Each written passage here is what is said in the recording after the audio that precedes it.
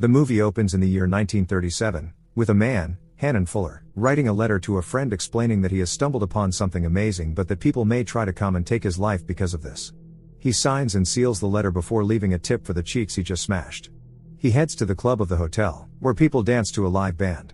He hands the letter over to a bartender named Ashton, instructing him to hand it over to a man called Douglas Hall who will come asking for it, to which Ashton agrees. While Mr. Fuller takes a cab back home, Ashton begins to snoop on the letter and we see him leave the hotel in a hurry. Fuller gets back home and heads upstairs to join his wife in bed. She comments that he has been smoking again. Fuller then wakes up inside a large room in the year 1999, and we realize that he was in a simulation all along, as a computer indicates that the link to the VR world is terminated. Hannon leaves the office and heads to a local bar nearby to get a martini to clear his head. While the bartender watches on, Fuller tries to call his friend Douglas to tell him about his discovery, when he is called outside by a man that he seems to recognize. Out of nowhere, the man pulls a knife and attacks Fuller, leaving him lifeless. We then meet Douglas, Fuller's protege and heir to his VR company. He heads to the bathroom and listens to his messages, when he spots blood. He sees a bloodied shirt nearby and stares in shock when his last message is from a Detective McBain who wants to talk to him. Douglas goes to the station to meet with the detective, and they go to the morgue where Douglas sees Fuller's lifeless body. Afterwards, we learn that Fuller was Douglas's boss, having worked with him for 6 years.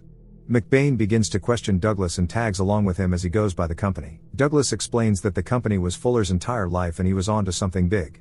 Douglas then sees a woman inside his office. She introduces herself as Jane Fuller, Hannon's daughter. Douglas is surprised as Fuller never mentioned that he had a daughter. Douglas is mesmerized as he seems to have seen her somewhere before. McBain stays behind to question Jane, while Douglas heads into the main VR room where he sits with his friend Whitney, who is distraught over the passing of Fuller. Whitney explains that while Douglas was away, Fuller had been testing the experimental VR simulation against his wishes, as it is months away from human trials. Douglas heads to the lobby and sees Jane leaving in a cab. The desk clerk tells Douglas the hotel that she is staying at. Whitney is alone in the computer room when he is joined by McBain, who wants to know more about the VR system.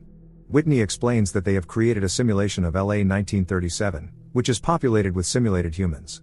Douglas goes by the hotel and sees Jane. She explains that her father wanted to shut the company down, which is why she flew into the country. Douglas is a bit taken back as this was never discussed with him. Jane leaves and heads to a meeting with her lawyer. She is shocked to hear that her father had removed her from his will and is heir to his massive company, leaving everything to Douglas.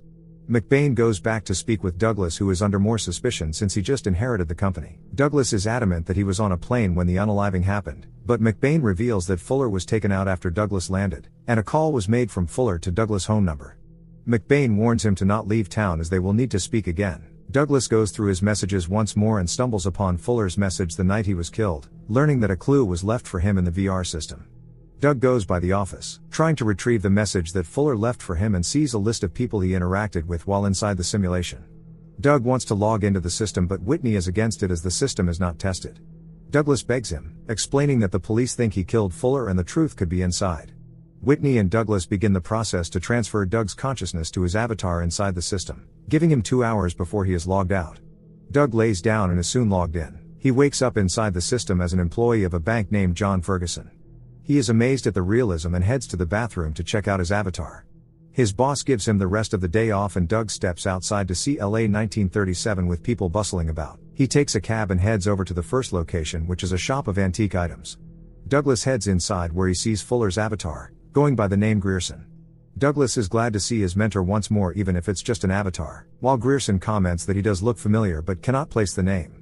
Douglas goes by the second location where he ends up on the poor side of town.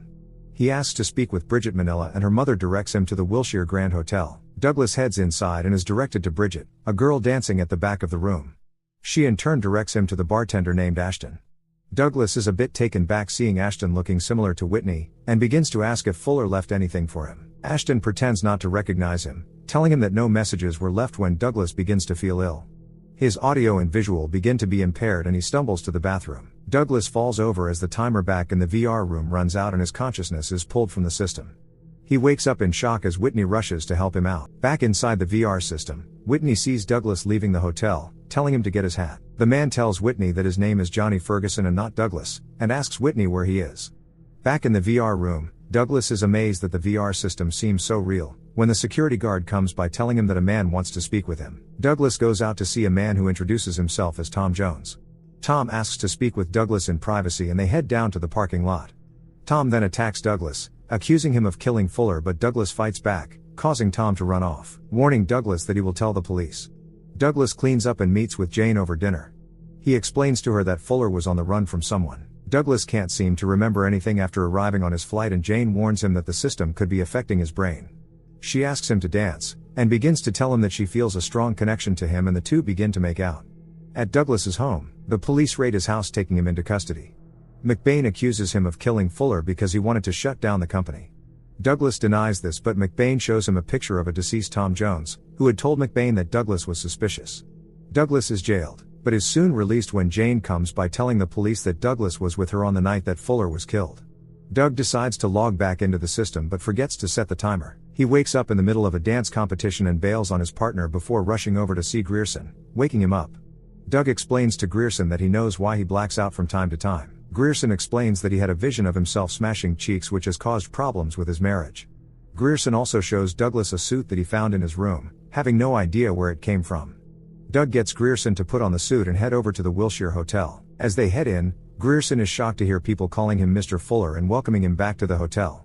Doug sits him down and asks him to try and remember anything, and he starts to recall a few faces. Douglas urges him to remember who he left a letter with, and Grierson finally remembers giving a letter to Ashton. Douglas rushes to speak with Ashton but sees him running out of the room. Doug tracks him down where Ashton confronts him with a gun, demanding to know what exactly Douglas is. He explains that he knows the difference between Ferguson and Douglas realizes that Ashton read the letter. Ashton explains that he followed the letter and drove to the edge of the city. He drove until he saw the edge of his world and realized that his entire life was a lie. Ashton then shoots Douglas, asking him if this is real, but Douglas manages to fight him off and run off, realizing that he is not being pulled from the simulation. Ashton tracks Douglas to the pool, but Douglas manages to overpower him for a minute before the two fall into the pool fighting. Ashton strangles him and holds him underwater, causing him to wake up in shock inside the VR room with Whitney there with him.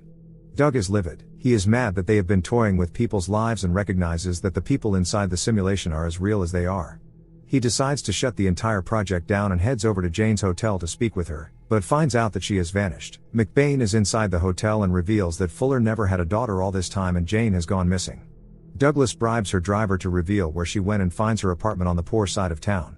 A woman then directs her to a nearby supermarket, revealing that her name is actually Natasha. Doug picks up a few items and watches as the girl cashes him out but does not recognize him. He pays for his items while staring at her but cannot bring himself to say anything and leaves. On his way to his car, Natasha runs out to him, returning his credit card that he left behind. She says that he does look familiar to her but just thinks of it as déjà vu. Douglas then begins to drive, following the letter that Ashton read inside the simulation. In the distance, Douglas is shocked to see the edge of his world, realizing that all along his world has been a simulation itself. McBain also tracks Jane down to her workplace where he also meets Natasha, and realizes that she does not recognize him. He goes to his car where he gets a report on Natasha, hearing that she has been blacking out frequently. Inside the store, Natasha freezes as Jane logs into her body. She rushes to call Douglas, who is still at the edge of his world, and asks to speak with him. The two meet, and Jane explains that there are thousands of simulated worlds like this but his is the only one to develop their own simulated world. She adds that they wanted to shut down Fuller's invention and Douglas suspects that Jane killed him. Douglas soon however realizes that he was the one who killed Fuller and he was being used by someone else that logs into his body. Jane confesses that her husband is Douglas's user, but he became corrupted and started to kill his creations. Jane confesses that she fell in love with Douglas and the two kiss. Back at the office, Whitney logs into the VR simulation into Ashton's mind, and almost crashes his car while driving in the rain.